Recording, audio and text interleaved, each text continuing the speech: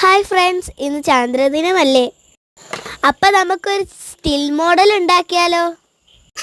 അതിനായി ഒരു A4 sheet എടുത്ത് അതിനെ രണ്ടാക്കി മുറിച്ച് ഇതേപോലെ 3 റോളുകളാക്കുക. 2 ചെറുതും ഒരു വലുതും. അതിനായി 3 വട്ടത്തിൽ മുറിച്ച പേപ്പർ എടുത്ത് കോൺ ആകൃതിയിൽ മടക്കി പശ തേക്കുക. എന്നിട്ട് താഴെയും മേലെയുമായി ഒട്ടിക്കുക. ശേഷം ഇത് 3 കൂടി കൂട്ടി ഒട്ടിക്കുക. ഇച്ചിരി ബ്ലാക്ക് പേപ്പർ ചെറുതാക്കി മുറിച്ചിട്ട് 3 എണ്ണത്തിൽ ഒട്ടിക്കുക.